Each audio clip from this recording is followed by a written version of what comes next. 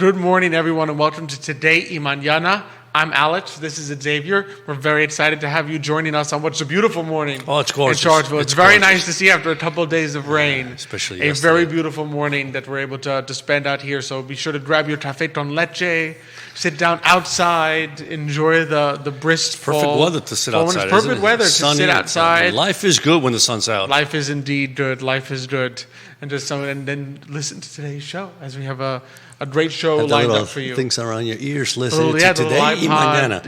Ear iPads, whatever they are, earplugs. Earplugs. I'm sure there's something that Apple makes that not the kind that silence everything, but the kind where you can hear things. Right? Exactly. And so, as always, we're thankful to I Love CVille Network to be on this beautiful set.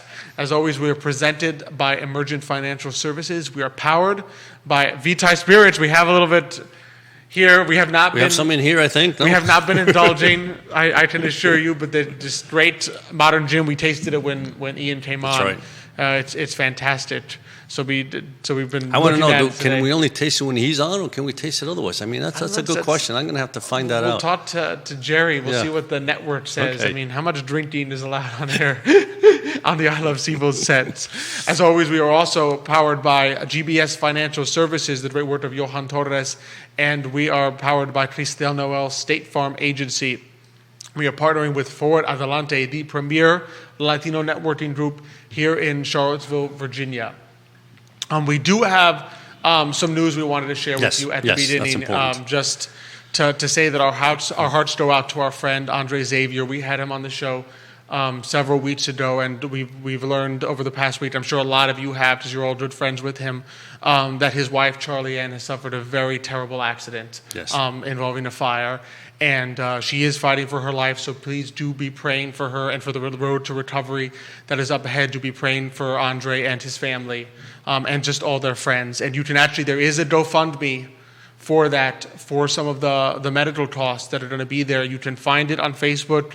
You can find it. Nickolas Urpí has been sharing it today. Mañana has been sharing it. So I would really encourage people to support in any way you can, whether if that's not financially, at the very least, with your prayers. Prayers are so important. They're very important and they're very powerful. They're very powerful. So we would just really encourage you to please do that and keep them in your hearts as they go through this difficult time, just the whole family. Yes. And so definitely be sure to keep that in mind. Those are tough times, but he's such an exuberant person. That, and he has great faith. He said he is sure that God is with them and he will carry them through this. So important. So be sure to take your faith and really act upon it. Exactly. And we do have there is some market news that we wanted to discuss. I mean, there's some news coming straight out this morning in terms of there was a little bit of a spike in people asking for unemployment benefits. That was a little bit unexpected last week. Exactly. I should say, filing for jobless claims. But I know the big news coming out of this week was the Federal Reserve. They had their big meeting yesterday, as well as Everground. So that's right. I sort of leave it to the floor, as Jerry likes to say, the floor is open. Xavier, what would you like to talk about? Well, and I know you know the answers to these things anyway. We can always chat, but certainly Everground has been on I guess everybody's radar. I think even yesterday Powell talked about it, but he did indicate that the impact on the U.S. is going to be small, right? And for those who don't know, Evergrande is a Chinese real estate company. That's right. But I think it's the second largest one in China, right? And they basically are essentially bankrupt. That they are unable to pay the interest on their debt. The interest on the debt that they owe today. Exactly. I believe is the day of that. Yeah. But there was some news yesterday that seemed to calm the markets. Well, I think the bottom line is, what is the Chinese government going to do? I think they also had some type, I guess, of agreement between the process, the payment center, and how that's going to happen. So, obviously, when you're dealing with China, transparency is not always there, so we don't know exactly what's going on behind the scenes. But a lot of people worried this was going to be the next kind of Lehman moment. Even though it was a moment, it was a process, right? But I don't think, But this I think is going to be quite different. And it's funny that we mentioned Everground because I was reading an article early this morning about zombies, right? And it's funny. Zombies? Yeah, so Michael... That's got to be a first on So Today Michael's, Mañana. I'm leaving, he goes, you going to talk about zombies? I said, well, it's zombie companies, and not really zombies. But ever since, 2008, the amount of companies that have been created that they call them zombie companies because if it wasn't for the fact that borrowing was so easy, was so cheap, right, these companies probably wouldn't even exist. And how many companies were able to borrow at very low interest rates, continue to be able to borrow low interest rates, but what happens is they still aren't able to even generate enough income to pay those interests, right? And so what they do is they are able to, because of the timeline of interest rates, going from 6% to 5 to 4 to 3 to 2 to 1 to almost 0, right? They keep rolling the debt. It's like, okay, we like to refinance our debt at a lower rate.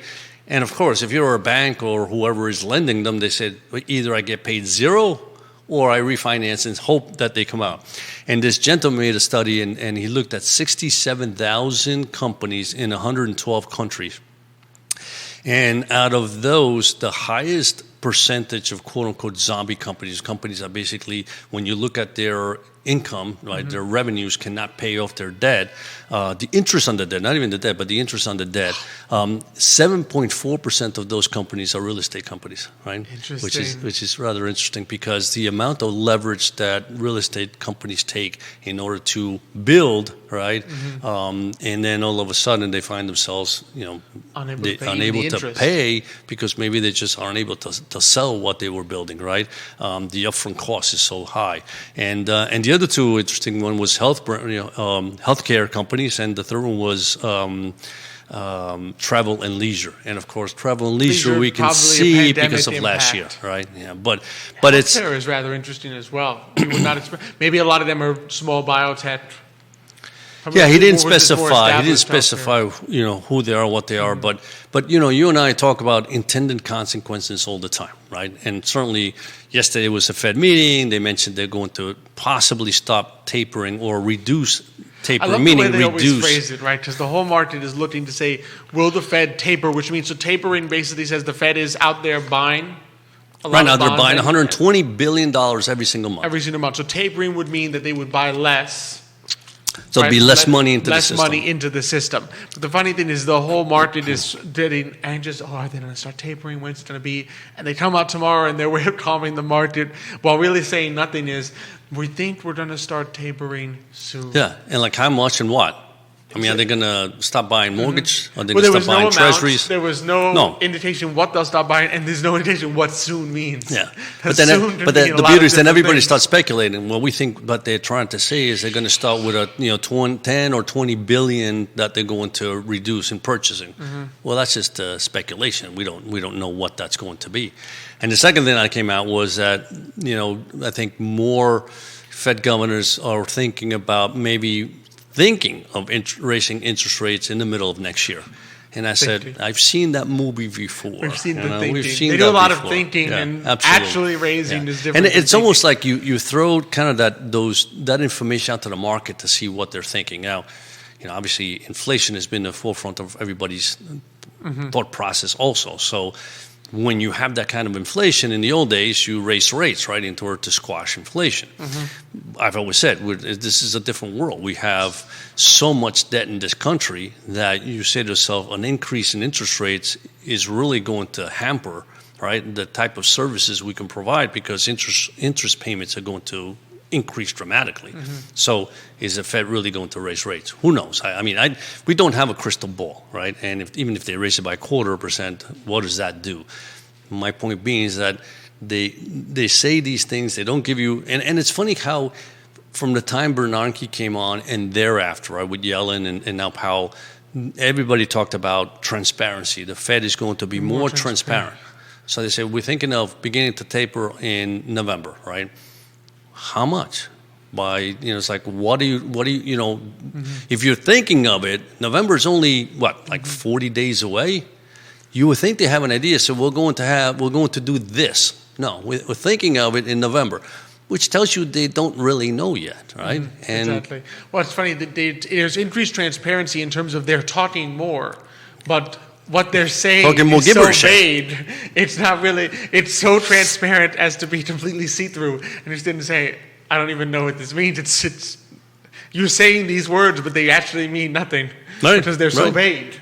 So it's a transparency of a useless time. Exactly, and like I said, it's what you call unintended consequences, and we see that all the time, and you know, everybody does it, but unfortunately the government does it more than anybody else, and when they do it, it impacts a lot more people, a lot more companies, and it's a challenge. So from a perspective of investing, that's why I always say you really have to be invested all the time, right? Because you just don't know what's going to happen. I mean, right? look at this Evergrand. There was Evergrand panic earlier this week. Dow was down. I think it ended down 600 that day, but it peaked at minus 900. Right. Yesterday, it was up. Dow was up. Today, it's already up almost up 500. No. Today, just on the basis of, oh, don't worry, it might not be that bad, the tapering. There's still going to be plenty of free money. Everground might not totally collapse the entire market. So if you panicked on Monday and said, oh, I got to be out because this is going to crash, where I'm already minus 4%, this might go to minus 10, you've missed out on 2 huge days. That's right. So you always have to be invested. And again, it's like I always say when I go on Jerry's show, you made allocation decisions. You decide where you want to be invested based on what you think is going to happen. Exactly. But you don't ever say, oh, I'm just so afraid. I don't want to be invested at all. I want to sit in cash. Because if you're in cash, Powell is coming for your money. Yeah. And not only that, I mean, unfortunately, today's world cash, have it in a money market fund, is earning you zero, right? Zero. And even if inflation is 1%, you're losing money every single day, right? So with inflation of 5%, you're losing 5% of the value of your money every single day when you just keep it in cash. Do you need emergency funds? Yes. Should you keep it in a money market fund? Great. But everything else, if you're sitting around waiting for that correction or the right time to get in, there's no crystal. We have an audience question from Jerry who asks, if the Fed tapers and rates go up, how should that change your investing strategy and the positions you buy?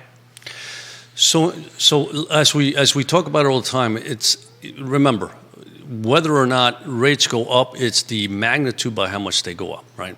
So you have a portfolio already. I mean, you should have a strategy already in place that says, what if rates go up? You want to be there. You want to have the ability. And we always talk about income. If you are generating income, then you have the ability when rates begin to go up to say, do I now reinvest in bonds because rates have gone up, or other areas? And so, as you know, time will tell. You can't invest today for what may happen 6 months from now. You have to invest today for what you know that is impacting today's world.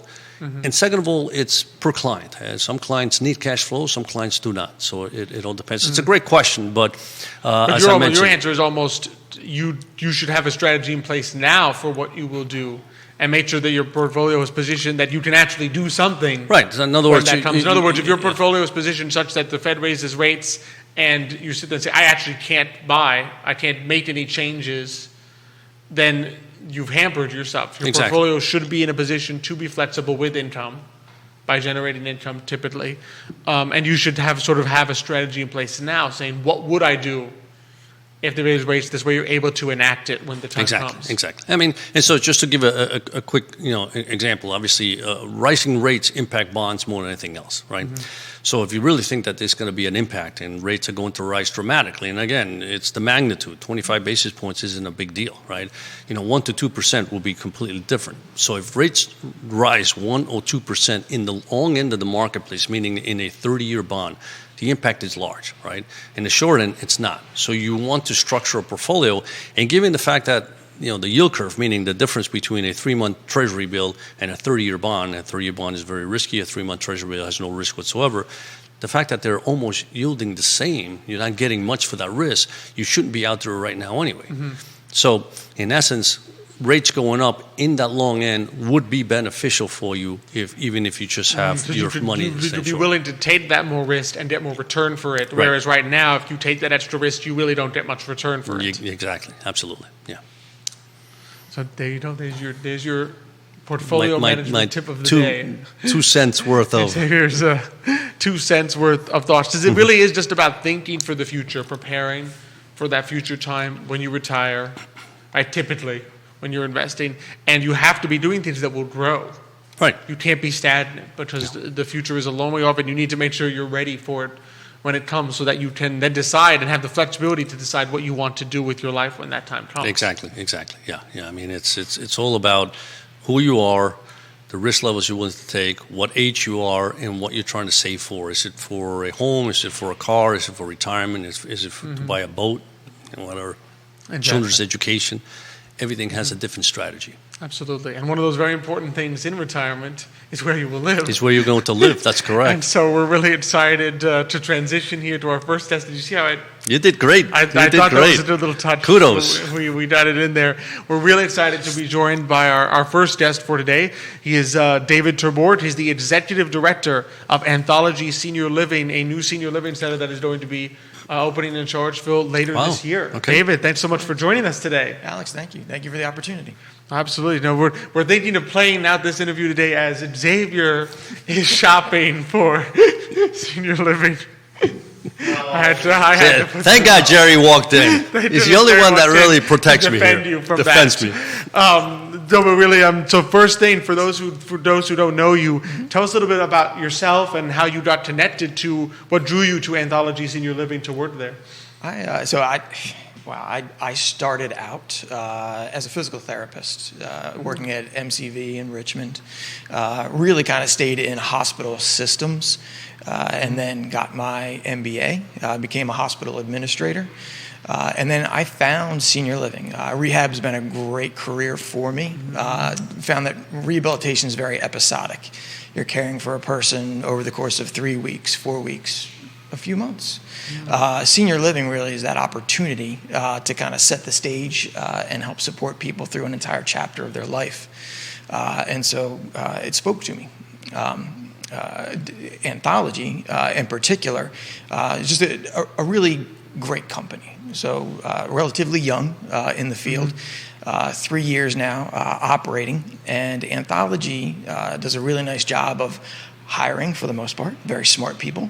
And when the Charlottesville project came out, threw my hat in the ring, and the regional and the corporate structure at Anthology gave me a shot. So that's how I ended up here. That's fantastic. And so where exactly is it going to be the senior center? So Anthology, our community is being built right now in the new Brook Hill development. Okay. Brook Hill is on the corner of Polo Grounds and 29. Okay. Archer Apartments already exists. Stanley Martin is putting condos and townhomes. Our building is up. We'll be opening in early December. And then in addition to that, lots of retail. Looking at a walkable community. There's an elementary school that is planned, and given the population that continues to grow in Charlottesville, I see that elementary school coming online. Wow, that's fantastic. Yeah, what are some of the other things that sort of made Anthology unique that you see as a senior living center? One of the things that really attracted me to Anthology is the corporate structure. They are an owner-operator, so they've been doing multi-unit housing for greater than 15 years. But with the increase in the need for senior living, they made the decision to become an owner-operator. So with the project in Charlottesville, the project manager, the architect, my operations team, we are all literally on the same team. So Anthology nationwide, 31 properties and growing. And right now they are building and operating probably at about 4 to 5 properties per year. Okay. And keeping it small. Speaking about, was it Everground? They completely outstripped themselves. So there's lots of money, build. Anthology has a really good eye on the market, and their growth, I think, can be considered slow, but I would say smart. Slow and steady, like the tortoise rather than the hare. Exactly. And a quick question. So I noticed in the past, and obviously I think it's a great way to do this, but in the senior living, they kind of build different structures. So if you're still young and active, you may have like your own little area with a kitchen and everything that you would in your own little house. And as you get older and less capable of taking care of yourself, you move up into different areas. Is that the same? Yeah, correct. Our model, we have independent living and then assisted living and memory care. It's 179 apartment homes in the building. Okay. Of those, 90 of those are independent living. And independent living is full kitchen. If you're in a 1-bedroom or a den or 2-bedroom, we have over 79 floor plans. So there really is something kind of for everyone. Okay. And then as things change, if you need care, having the option to move into the same square footage in assisted living, we have that at Anthology of Charlottesville. And then that care, you have your rent, and then if there's care needs with that, then I have a health and wellness team that is evaluating, either working with your doctor or your team or having our team kind of take that on. There's lots of opportunities there. My business isn't necessarily healthcare; it's access to healthcare, really good healthcare. So yeah, that's kind of what we provide. And then memory care, obviously, you get to the point where safety is an issue, and providing a space that's secure but engaging. So they can still feel like it's a normal space, but it has features that will help keep them safe. Absolutely. So memory care, unfortunately, is something that we're very good at. And when I say unfortunately, it's just the need. Right. Yeah, you wish you didn't have to be exactly good at it because there was no need for it. Exactly. So there are always going to be opportunities for bright moments at any degree of dementia that someone has. Mm-hmm. And setting up an environment that allows for that to not only happen, but to capture it is important. And as a company, Anthology does that. We have an interior courtyard, so being able to access outdoor space and access it freely. The building is beautiful. Probably mid-October, we'll start taking calls for people to tour, and I encourage anyone who's looking or has questions about it to come by, make that call, schedule a time, and come see the space. The amenities are beautiful. It does look. I've seen some of the pictures that you have on the website, and it does look like the beautiful integration, I think, of like a living space, but also there's greenery, there's, like you said, the outdoor, there's the courtyard, just combination to make sure. And I like the flexibility of the sense of you can transition to different phases of your life. That's right. Right? And if you, like you said, if you need someone to be working with a team you've already put together medically, you can do that. But if you're saying, I never thought about this, I need a team to work with me, you already have sort of that built-in healthcare team. Yes. It is. I think, and I know a lot of finance here. It's part of our model as well. So you're talking about flexibility. I love that word. Our business model really is about flexibility. So a lot of times, people have long-term care insurance products. That's something that in assisted living and memory care that we work with. And for independent living, all of it, independent living, assisted, and memory care, we are month to month. So those services that we provide, the lease is for a year, but you can give 30 days notice at any point. Okay. And when you look at options for senior living, that is something that is different. There's not an upfront kind of investment. I like to say you spent your whole money, you spent your whole life making your money. You don't need to give it to me. I'm not going to do better with it than you did.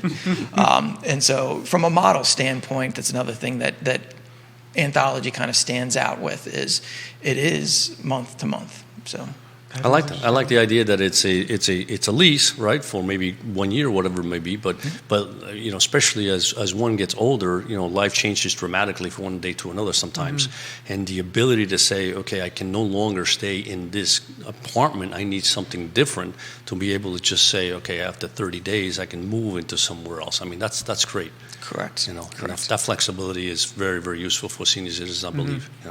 Because let's face it, at that point, your income is set. You're not working, you're not making a lot more money.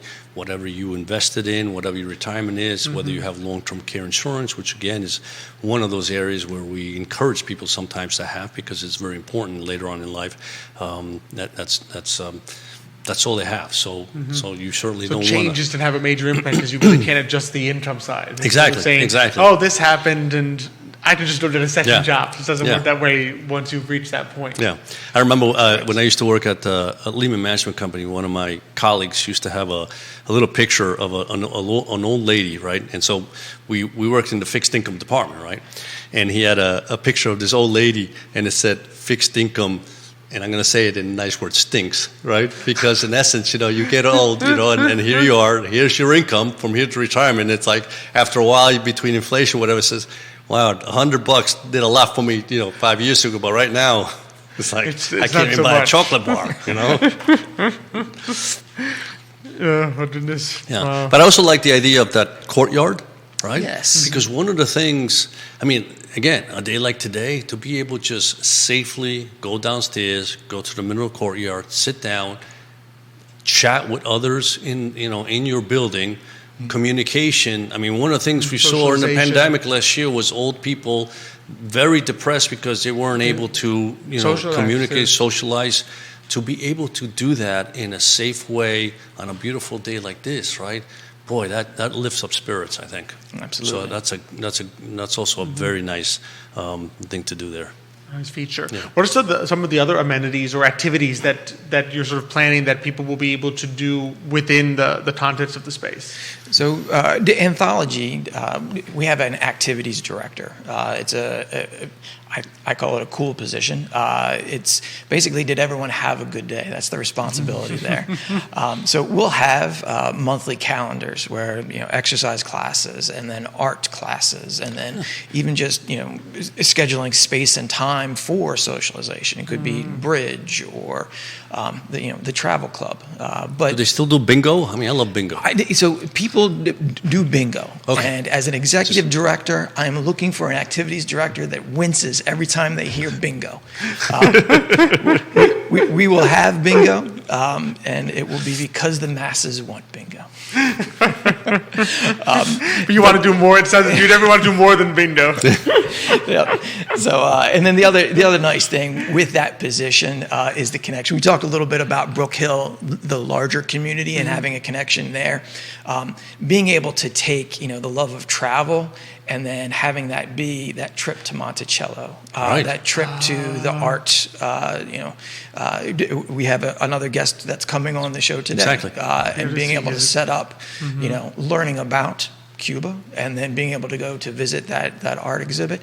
Charlottesville is a really big part of the product for Anthology of Charlottesville, and from an activity standpoint, being able to connect with Charlottesville is ultimately what we're looking for, and that's the people that are moving in. That's what they're looking for as well.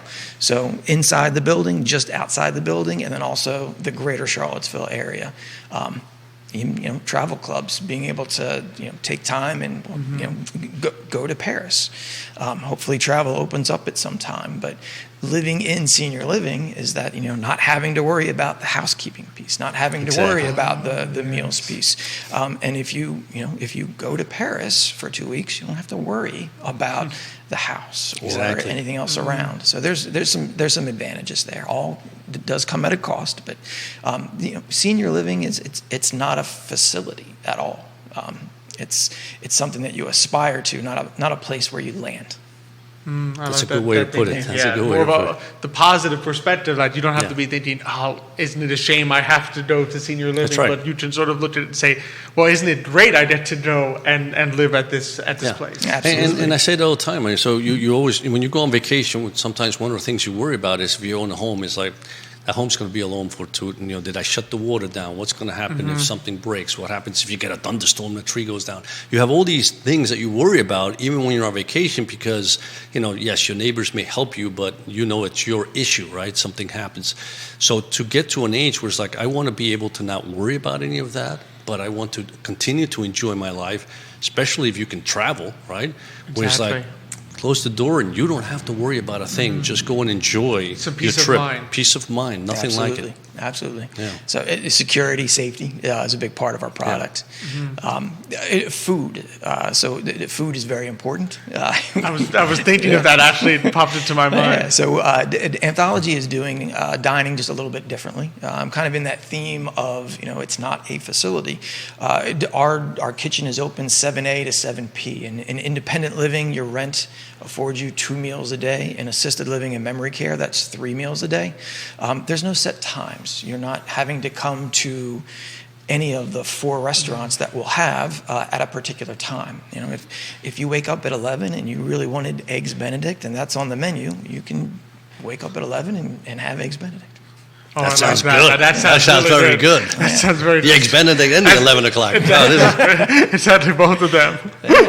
So one of the down pieces, the downsides with the pandemic is just the restaurant industry has been decimated, right. And it's going to be difficult coming back for them. The silver lining is my director of culinary is a fine dining background. And it's not an institution. Dining is an experience, and we're going to try and hit on that every single day. Absolutely. It's a That's good place fabulous. for it, Charlottesville. We liked our dining. Very good. We like Very our good. dining in Charlottesville, our good food. So that's awesome, actually, that you have 4 different restaurants, too, so people can have some variety. Correct. Yeah. So independent living has access to 4 restaurants. Assisted living has access to 3 restaurants. Memory care, we do have a pub. Happy hour happens about 6 days a week. And it's not just about the alcohol. It's that opportunity to socialize. To socialize. So, yeah. That's what I was thinking. It does come with a little bit if you want, I assume. There are some libations, yes. That's important. Sometimes there's just... But you start off Just the a little happy, bit. and then you get happier. That's right. As you socialize. Yes. So 2 drinks. We found the line is kind of at 2 drinks. That's when we reach maximum libation socialization. It doesn't. And after that, the happiness and the future unhappiness sort of diverge. My question is the ounces on those drinks. So it's like 8 ounces each drink or 2 ounces? All things in moderation. We are going with the manufacturer's recommendation. Okay. Moderation. Right? No, I believe All in that. things in moderation You know is I very believe in important. that. You believe in that big time.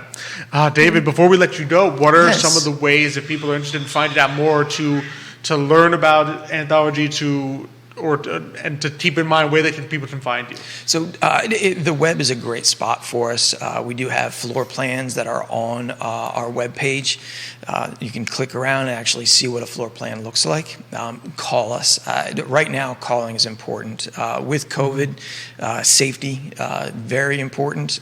So as much as we would love people to just stop by, call, schedule a time. You'll get some undivided attention. The number there is 443-218-7490. We have Alyssa and Terry there answering the phone. They'd love to learn a little bit about your story and where we can help you write your next chapter in that story.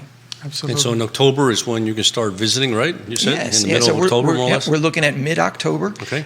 for actual tours in the building. So, Okay. but you know what? If anyone's listening, they have questions, don't wait. Go ahead and call now. We'll set up a time for you. Terrific. That's great. Fantastic. Great. Fantastic. So we're really excited to Thank see, you. Thank to you see very when much. it opens Yeah. up, and we just really appreciate your coming on. Yes, I appreciate it. It was wonderful. I'm going to go take a look at my portfolio and see how I'm going to go into bonds. There you go. There you go. Yeah. Love it. Thank you so much. Oh, Thank you, David. Another Thank you. great interview. Really informative. I just love learning about just what the options are, then the new ways that you can think about something as traditional as senior living. Exactly. that No, everyone and we say will- that all the time. We have guests in, and we just don't really know the direction the interview is going to go. Exactly. Right? It's always a but fun the experience. beauty of it is that we're always learning. We find new entrepreneurs, new avenues for people that live here in Charlottesville that they can experience, and that's let's be honest. I mean, whether we like it or not, sooner or later we get there, right? And to have places like that, I think is fabulous, right? Exactly. Because it does. There's nothing like peace of mind, no matter what age you are. Exactly. But as Everybody you get older, loves that to peace of use that mind, peace of mind. is much. It's much more important. Exactly. We've got one guest saying, fantastic perspective, love it. Yeah. Definitely a great perspective. And from one great perspective to another. address talking about some changing perspectives and some new perspectives. We're really excited to welcome to the show Pastor David Ford from Mission Charlottesville, who's going to talk about Cuba changing views. So, Pastor, thanks so much for joining us today. Hey, thank you very much. Thank you for having me this morning. Dios te bendiga. Dios te bendiga. Igualmente. Muchísimas gracias. Igualmente. Yeah. Igualmente. Yeah. Tell us a little bit about, for those who don't know you, a little bit about yourself and a little bit about Mission Charlottesville. Yes. Sure. I'm a pastor. I've been in ministry going on 41 years now. Wow. So I'm not a newbie at this.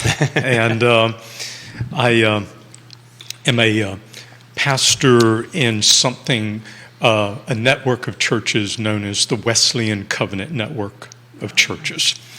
And so I've served churches in Florida, in Georgia, and Virginia, and been in Virginia quite a while.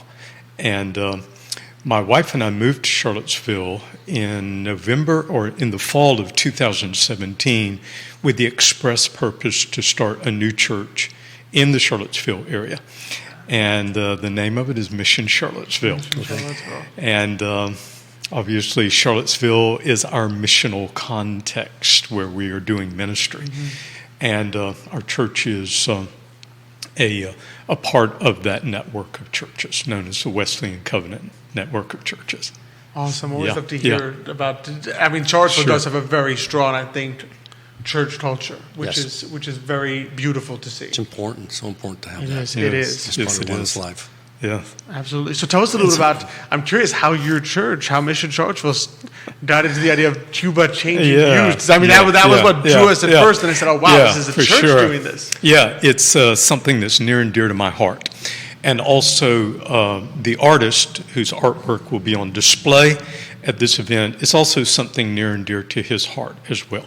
Let me tell you a little background for me. Absolutely. I am a native Floridian. I was born in the southern part of Florida, way down the southern part of the state. So I grew up with a lot of Cuban kids. And growing up with them, these were kids whose parents, grandparents fled Cuba when Castro and the communists came to power. And though I didn't experience their pain personally, it was very apparent to me that there was a deep pain there. And I can understand that. Tyrannical government comes into being and takes everything. Everything. Exactly. Yeah. And your freedom and liberty. What a tremendous loss. So that impacted me as a kid.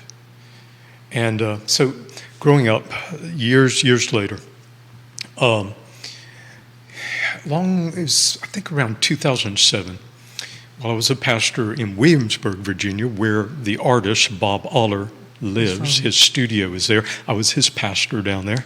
I did his wedding when he married Jean. Had the privilege of tying that knot. Thus far it has held, yes. That's wonderful. Anyway, I read an article about a great spiritual revival happening in and through the Methodist Church of Cuba. And so theologically, I'm a part of that tradition. And so it just planted a seed within me, like, I'd love to go there and experience that and be a part of that, even just on a short-term basis. And then in 2008, I met Bishop Ricardo Pereira at a conference in Fort Worth, Texas. Bishop Ricardo Pereira is the bishop of the Methodist Church of Cuba. He is just a great, godly, courageous leader for the church in Cuba. He must be. And he has the scars to prove it, and I mean that literally.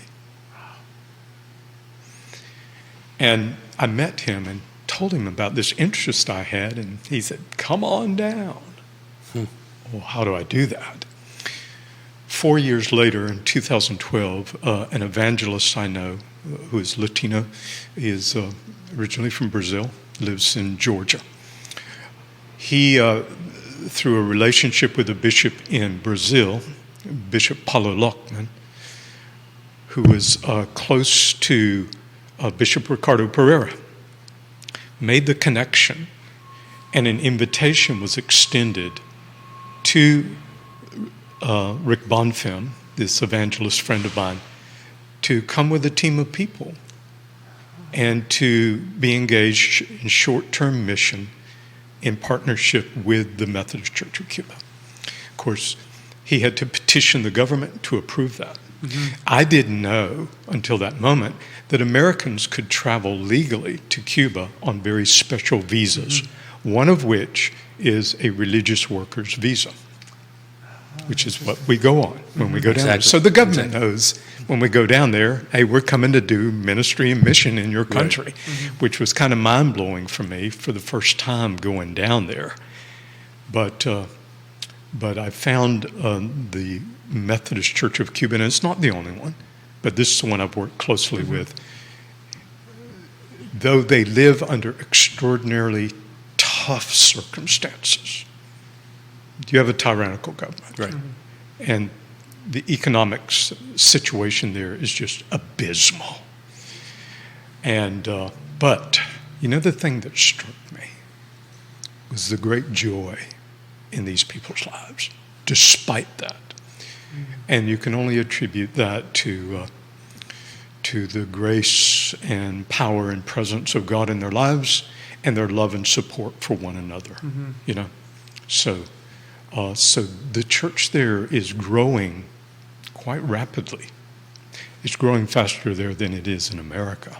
Interesting. Isn't that interesting? But that often happens. I recall just when you read the stories of those people who grew the church even in the Soviet Union. Yes. And it was completely underground, but yet it grew rapidly. After the initial wipeout, it grew rapidly because there's sort of that evangelism, that power that comes from, despite persecution, maybe even because of it. Because the early church was extremely persecuted. I think because of it, all you have left is your faith. And it becomes a strong and powerful faith. Exactly. And it's manifested. And that manifestation becomes more and more powerful, especially when you have others that are just like you, right? That are suffering just like you. Now, were you in Havana or where in Cuba? I've traveled there 8 times altogether now. Wow. And to be honest with you, I can't wait to go back again. The first time I went, I left a piece of my heart in Cuba. And all I can say to you is that God has filled my heart with love for the people of Cuba. And I want to do all that I can to help support the church there, which then impacts and helps the people of Cuba. And so, the first time I went was to Havana. And so I have been to Havana more than once. I've been to a city called Camagüey. Kind of southwest of Havana is Pinar del Rio. Been there. And then on the southeast coast is a city called Manzanillo. Oh my goodness, I love that part of Cuba. The Sierra Maestra Mountains are there. Right. They are so beautiful. It's just very beautiful country there. Columbus, when Christopher Columbus discovered what we call today Cuba, way back when, that he made a statement something like, it was the most beautiful land that eyes could behold. Wow. Yeah, and it's a very beautiful country. I love Christopher with Columbus. Beautiful people. Yeah. That is awesome. So so how does that translate into this exhibit you have? What do people expect when they go to this exhibit? So let me tell you this story. I love the story. When I was pastoring in Williamsburg, I forget what year it was, maybe 2013. I first went in 2012. I went twice in 1 year. An artist in the congregation named Bob Aller, he came to me and he knew I was going again. And he said, I've been praying and I feel like God wants me to go on this trip. I said, well, come on, do the paperwork and raise your money and come with us. And he said, is there any way it could be set up in advance that I might be able to do like some art classes with children at churches? It'll be kind of an art faith theme. I said, let's see what we can get set up. And so through email, that got set up. And so wherever we went, there was like these kids that would show up. But I said to the artist, Bob, I said, Bob, it's going to be interesting to see what young artists you influence because of your time in Cuba. Well, sometimes our words are prophetic and we don't realize it, right? Mm-hmm. And so we were in Havana. We had just been in worship with a large congregation, and the facilities are right next door to the headquarters for the Methodist Church of Cuba, which is kind of a compound there. And the service was over, and we were all kind of crowding out of the building, right? A couple showed Bob a quick way out of the building to kind of beat the crowd. Mm-hmm. And so he went out, and he was just standing on the sidewalk by himself, and this obviously Anglo guy standing, he kind of stood out like a sore thumb, right? Bright blue eyes. And anyway, he was standing there, and a young Cuban man walks up to him. And kind of through broken English, he asked him, he said, "What do you do when you go home?" He was like, "What?" He said, "What do you do when you go home?" And he said, "Well, I'm married, I have grandchildren." And he said, No. What do you do? And he said, "I'm an artist." And this man says to him, "Tell me what God has told you about your artwork. Tell me what he told you to help me." And he just looked at him sort of like after he picked his jaw up off the floor. And Bob felt like God had been saying some things to him in this sense of, let go of your fear and trust me for your artwork, that I will guide you. And when Bob said that to this young guy, Bob kind of leaned into him. He put his hand in the middle of his chest, just like that. And he said, when they finished, he said, "Could I bring my artwork by to let you see it?" And he said, "Well, I'm staying right next door. Yeah, come by." So he came by, and he was a very good artist. I've seen some phenomenal artwork in Cuba. And when he came, a translator came into the room right about that time. And through the translator, he told Bob this story. This is a God story. He said, 6 years ago, I was in the Cuban army, and one night I was praying about his artwork and what God wanted with all of that. And this is what he told Bob. He said, "One day you will meet a man. And when you do, he will tell you the words I want you to hear. And when he tells you, he will put his hand over your heart." Exactly what happened. Wow. And so that was a life-changing moment for Bob, because suddenly he realized, this isn't just my plan. This is a part of a bigger plan, God's plan. And every trip Bob has taken to Cuba, he connects with an artist. It's happened over and over. Amazing. And so out of these experiences, he decided to do a series of paintings based on scenes from down in Cuba. Mm-hmm. And in some of these paintings, there is powerful spiritual stories behind them. Okay. They're God stories. Mm-hmm. And so earlier this year, just kind of this thought came into my mind. Why don't you partner with Bob and let the church sponsor this event to the community, free of charge, and people can come in, see the artwork, meet the artist, and then we'll have a time where he will tell these stories behind these paintings. So each painting has, and it's when you go to see it, you won't just see a painting. Each painting has a story behind it that you can learn about. Yes. Wow. Yes. And there's one painting. This is my favorite. There's a place called Las Tunas, and they were doing the Methodist Church of Cuba was doing a mass baptism there at the beach. And there was probably a couple thousand people showed up for this. Wow. Bishop was there, so he was baptizing these new converts. Mm-hmm. And when before they started, the waves were pretty rough. But as they started, the waves calmed down.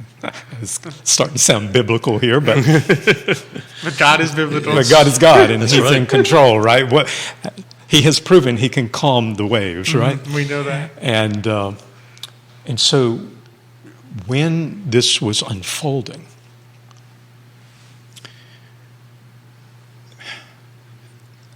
theologians would refer to this as a theophany.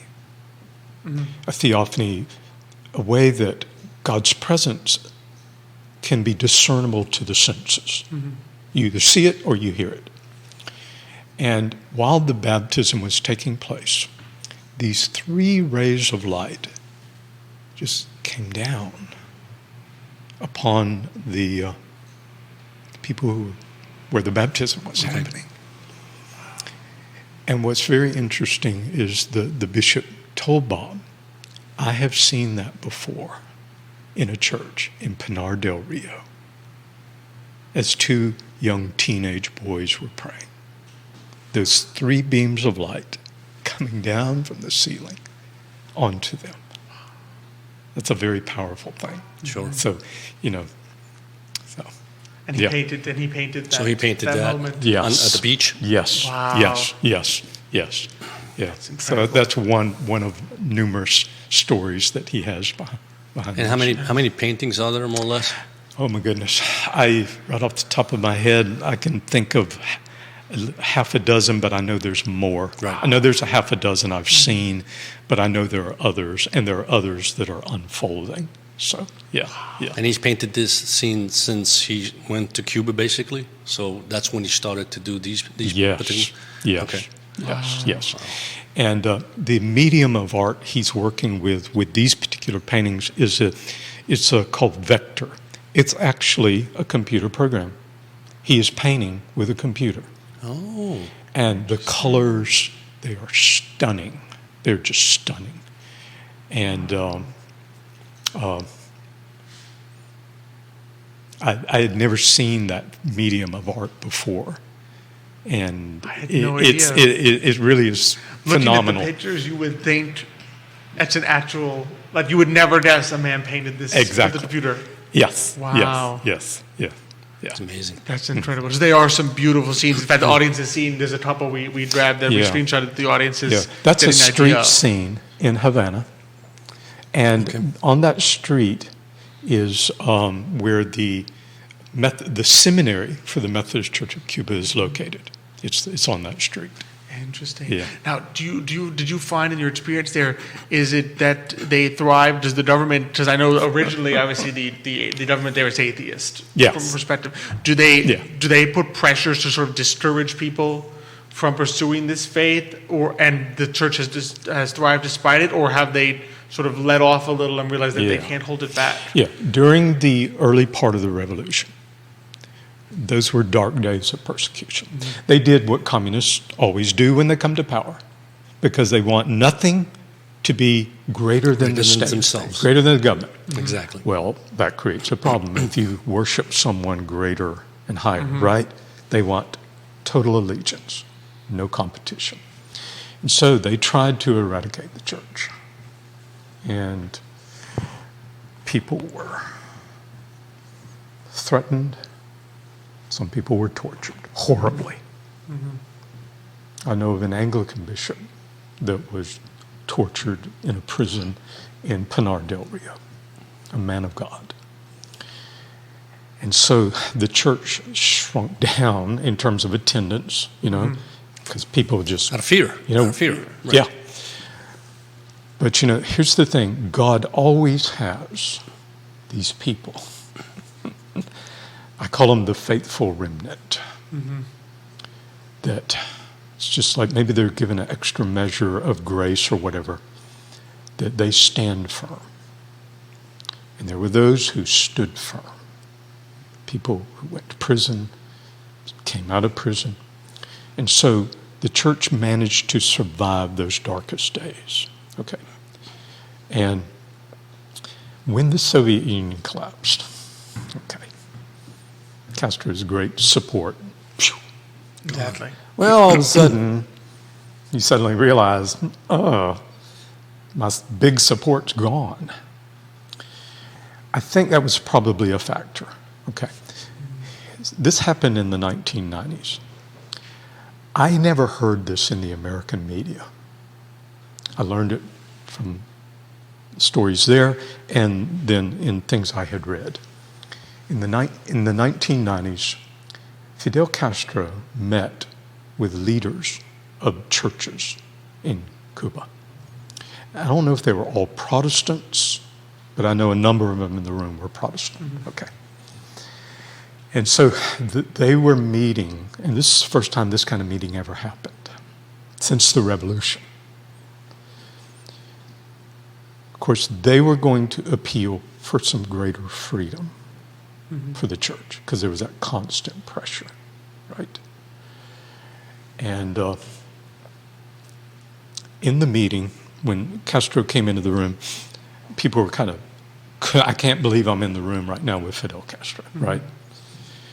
And so most of the leaders kind of sugarcoated their words. I understand that because what that guy, all he had to do was go, Exactly. Off to prison. You'd be disappeared or prison. There was a man in the room, his name, I don't know if he's still living or not. His name is Joel. His last name is A-J-O. Aho. Aho. Yeah. He was a Methodist preacher, a leader in the church at that time. He did not sugarcoat his words. He confronted Castro to his face. And he said, we do not deserve to be treated the way we have been treated. And I'm sure everybody in the room kind of went, There was that. And believe it or not, in that meeting, Castro said, I will work to give you greater freedom. And so things lightened up as a result of that. But make no mistake, the pressure's still there. There are spies in the congregation. And so whenever we go down there, the word is, don't say anything about the government because you don't know who's listening. Right. Yeah, so. Interesting. I mean, so think about it, right? I mean, so Russia leaves, right? So that's where Cuba was getting all its resources from, right? They leave, and now like you find yourself where you can't grow anything, you can't do anything. Your economy is already bad; it's just going to completely collapse. So, how does the economy go? You need the church because you need people, for the people, and you know that the church, right, is there, and those people are God-loving people. They're probably still hard workers, so give them a little bit of freedom, and you get the workers back. Yeah. I mean, that's the only reason. Let's face it, Castro didn't do this because he's got a good heart. Exactly. Yeah. It's not like he had a conversion experience. Exactly. He's a politician. This is God working with Nebuchadnezzar's heart. That's right. You're a terrible person, right? I might be able to get something out of this. Right. That are doing. So, where can people find the exhibit? I definitely want people to know where they can find this beautiful exhibit about Cuba and when they can go and experience this. Yeah. They could visit our website. Our Facebook page under Mission Charlottesville. Which is tagged today. Okay. And so we're posting Facebook ads now about this event, so they could get info there. And it's this Saturday, right? Yeah, this coming Saturday. It starts at 3:00 p.m., 3 to 5, and it's at the Hillsdale Conference Center. It's at 550 Hillsdale Drive in Charlottesville. Okay. Yeah, it's attached to the Charlottesville Area Association of Realtors building. Okay. Yeah, great facility. Okay. And so it'll be there from 3 to 5. The first hour, people can come in, just see the prints, meet the artists. If they want to buy a print, they can buy a print. And then from 4 to 5 in the theater room is where the presentation will take place, and Bob will tell these stories. And then there'll also be some time for Q&A.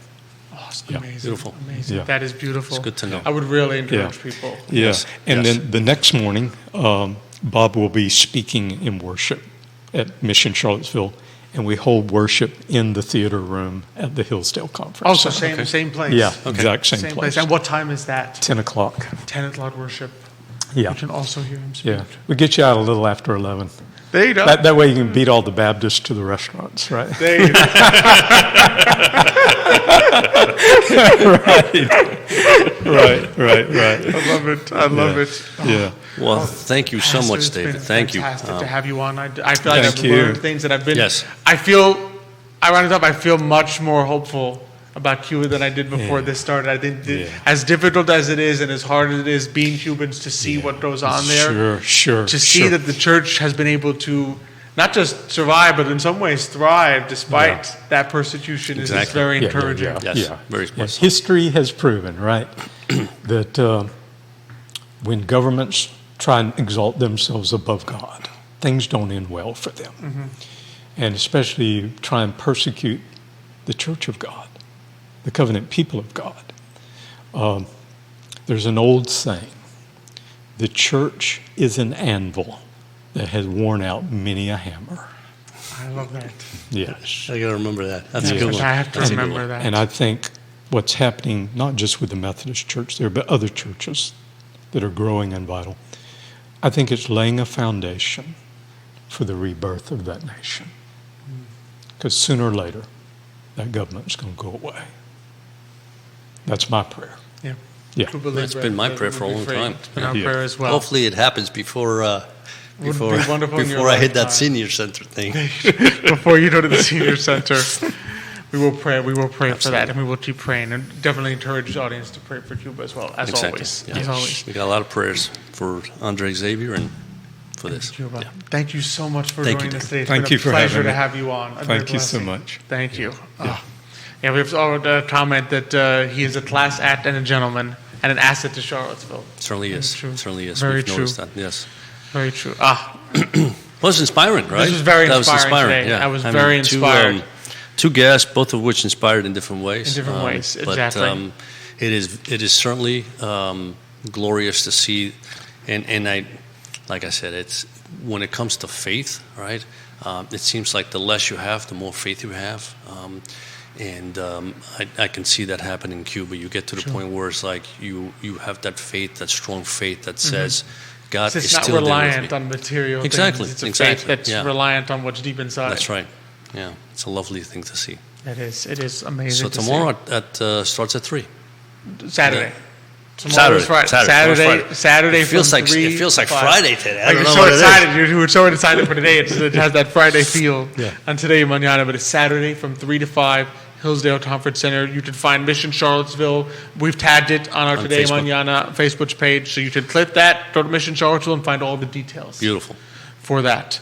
Yeah, amazing. Another little quick announcement we wanted to share, and you'll probably see on the screen, an event that is coming up, hosted by United Way.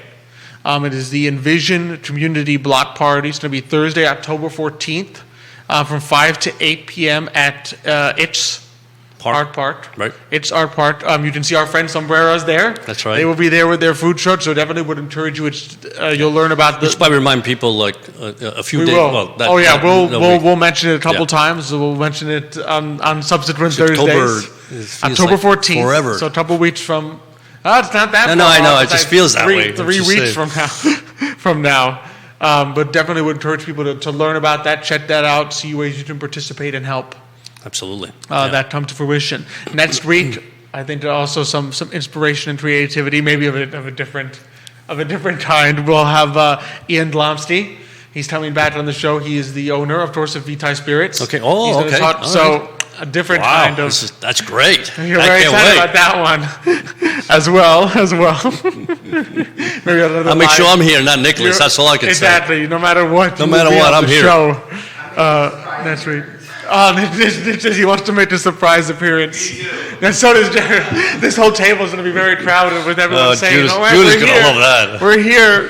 And Judah will probably say, "I'll Wait, go wait a minute, on I'll this go with side that. too." That's I'll leave right. this thing- We'll leave the Camera rolling. camera unattended, and we'll just go all on this side of the table, as well as Jackie Slusher and Maiden Watson from Craft CVille Oh, will okay. be joining us. So some very exciting guests that Yes, we'll next have week also. next week as well.